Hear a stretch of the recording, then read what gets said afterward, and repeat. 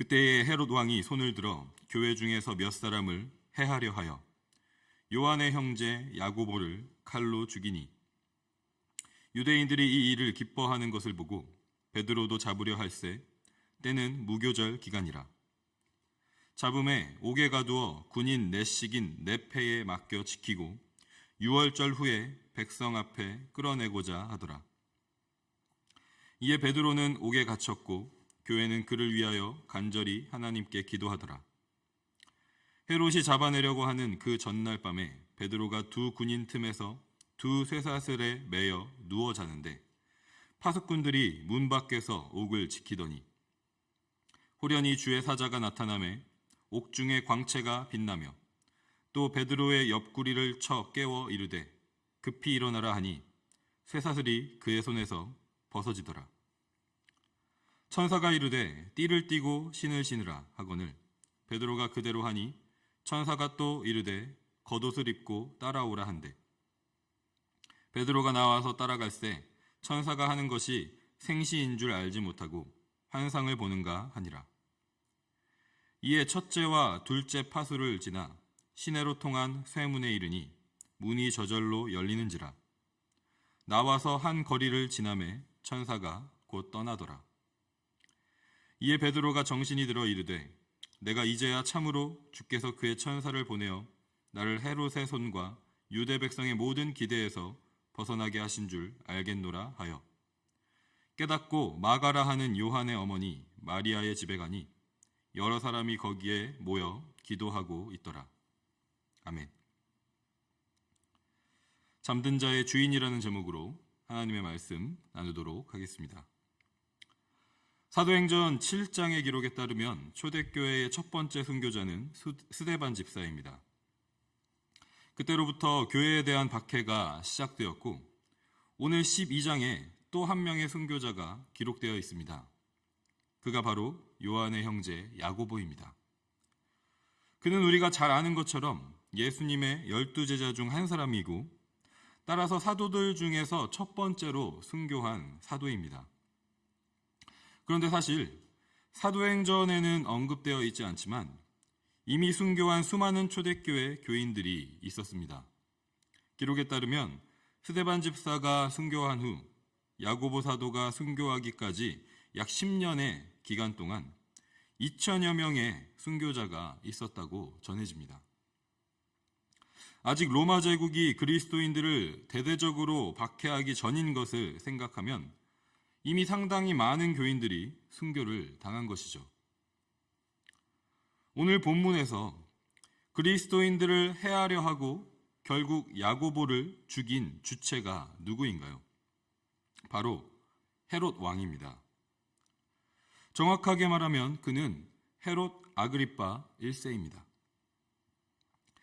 이 인물에 대해서 우리가 한 가지 주목해야 할 점은 그가 인생에서 여러 가지 굴곡이 있었지만 결국에는 로마 황제와의 친분과 로마 황제의 지지를 얻어서 할아버지인 헤롯 대왕처럼 유대와 사마리아 전 지역에 대한 통치권을 회복하여 가졌었던 왕이라는 사실입니다. 그는 자신이 얻은 이 통치권과 유대 왕으로서의 지위를 강화하고 싶어 했습니다. 이러한 자신의 정치적 욕망을 채우기 위해서 그는 유대교 전통을 존중하고 따랐습니다.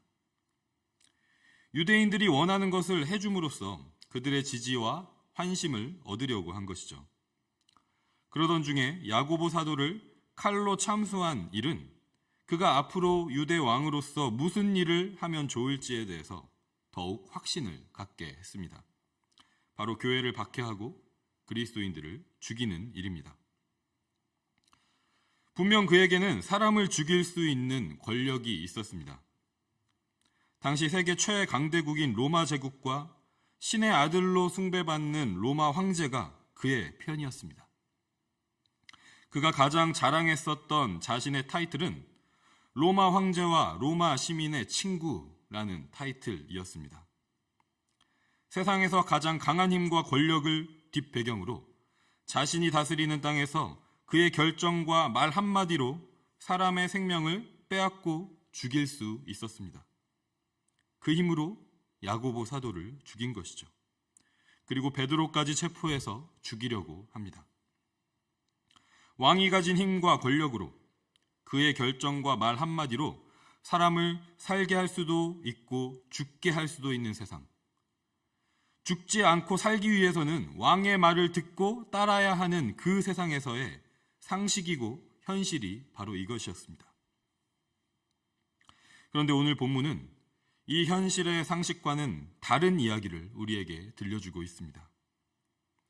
야고보를 죽였던 것처럼 헤롯 왕이 베드로도 죽일 수 있을 것 같았습니다. 감옥에 갇혀서 쇠사슬에 묶여서 군인들의 감시를 받으면서 처형될 날을 앞두고 있는 베드로의 죽음을 막을 수 있는 방법은 아무것도 없는 것 같았습니다. 모든 것이 헤롯 왕의 계획대로 진행될 수밖에 없는 상황이었던 것입니다. 그런데 있을 수 없는 기적이 일어났습니다. 천사가 나타나서 베드로를 묶고 있던 쇠사슬이 풀리고 2중 3중으로 둘러싸고 있던 군인들의 감시를 벗어나서 감옥에서 나오게 된 것입니다. 이 이야기를 통해서 하나님께서 말씀하시는 것이 무엇일까요?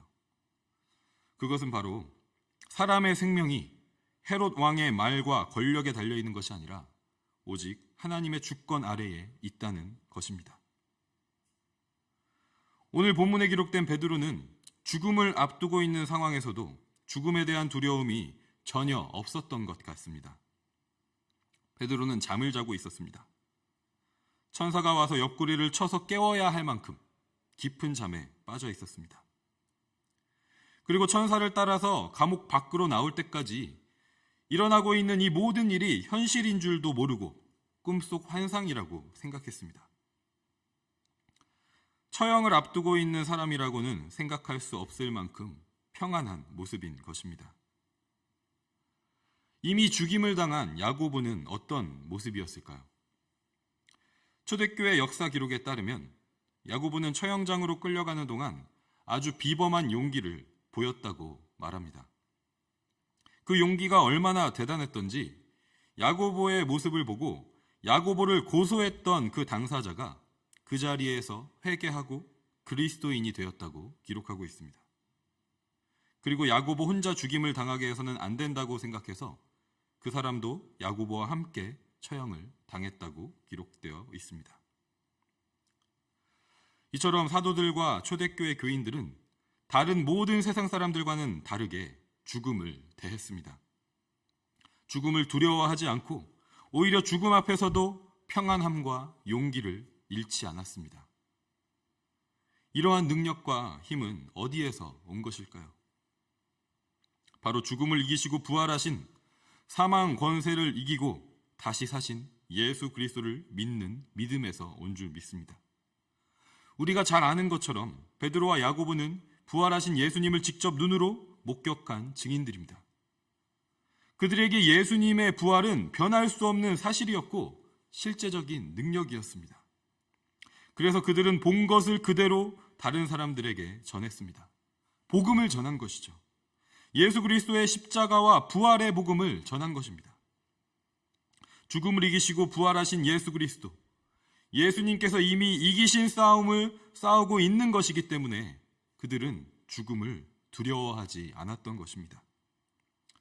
그래서 신약 성경에서는 특별히 죽임을 당한 초대교인들, 순교한 초대교인들에 대해서 죽었다는 표현 대신에 잠을 잔다, 잠들었다라는 표현을 많이 사용합니다.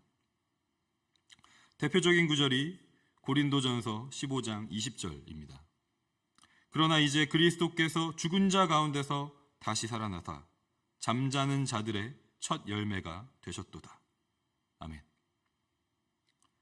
이 말씀을 통해서도 알 수 있듯이 예수님의 죽으심과 그리스도인의 죽음은 끝을 의미하는 것이 아닙니다.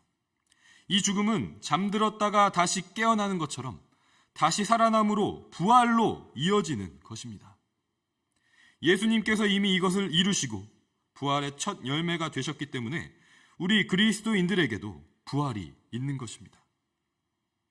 오늘 본문의 이야기는 초대교회 교인들과 사도들에게 이 부활에 대한 믿음과 소망이 얼마나 실제적이었는지를 생생하게 증언해주고 있는 것입니다. 신으로 숭배받는 황제의 권력과 그 황제의 지지를 얻어서 동일한 권력을 휘두르는 왕의 통치 아래에서도 실제로 사람의 생명도 좌지우지할 수 있는 절대적인 힘을 가진 권력 앞에서도 그들은 복음의 능력을 가지고 있었습니다. 당시에는 죽음이라는 현실이 우리가 사는 지금 이 시대보다 훨씬 더 가까이에 있었던 시대였습니다. 열악한 환경 때문에 평균 수명이 20대 초중반에 불과했습니다. 태어난 아기들의 절반 이상이 1살이 되기 전에 죽었습니다. 60세 이상까지 사는 사람은 전체 인구의 5%도 되지 않았다고 기록되어 있습니다. 누군가의 죽음에 대한 소식과 자기 자신에 대한 죽음의 위협이 항상 가까이에 있던 그 시대에 죽음을 이기신 예수 그리스도의 부활의 복음은 그들에게 실제적인 능력이 되었습니다. 사람의 생명의 주인은 헤롯 왕도 이 세상의 그 어떤 권력도 아니라 오직 하나님이심을 고백하면서 부활의 능력으로 세상 속에서 세상은 절대 줄 수 없는 평안함과 용기를 보여주는 삶을 살았던 것입니다. 오늘 본문을 통해서 하나님께서는 우리도 이러한 삶으로 초청하고 계신 줄 믿습니다. 과학과 의료기술이 엄청나게 발달했지만 우리가 사는 이 시대도 여전히 죽음에 대한 두려움이 존재합니다. 100세 시대라고 할 만큼 평균 수명도 크게 늘어났지만 결국 우리는 죽음을 피할 수 없는 존재들인 것이죠. 그 가운데에서 세상은 죽음을 정복하려 하고 있습니다.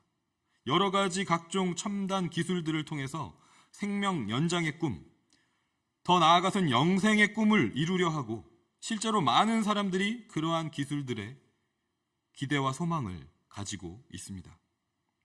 이것이 세상이 죽음의 두려움을 대하는 방법인 것입니다. 스스로가 생명과 죽음의 주인이 되어서 죽음을 이기려고 하는 것이죠.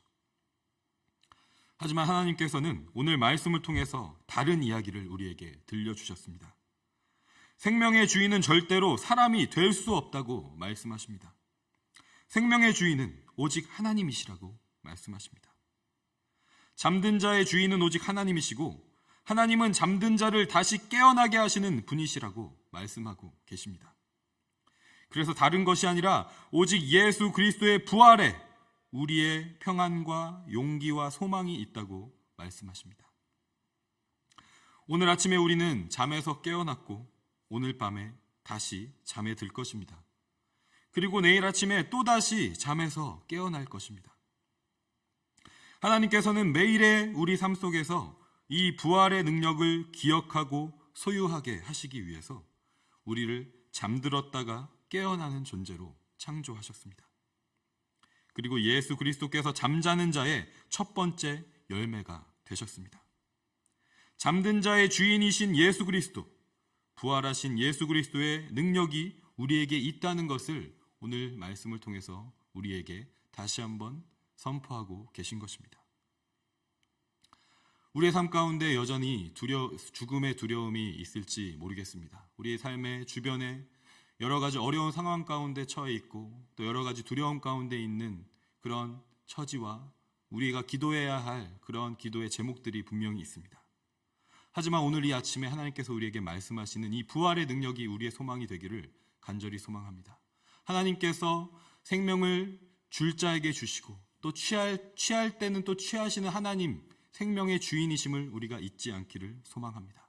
이 부활의 능력이 우리에게 있다는 것, 우리에게는 영원한 생명이 있다는 것을 잊지 않고 세상이 줄 수 없는 그 평안과 용기와 소망이, 영생에 대한 그 소망이 있는 우리의 삶이 되기를, 이 능력으로 세상이 줄 수 없는 그 평안과 용기를 전하는 복음의 증인으로 살아가는 우리 에드몬턴 하인장로교회 모든 공동체, 사랑하는 모든 지체들, 성도님들 되시기를 주님의 이름으로 간절히 소망하고 축복합니다.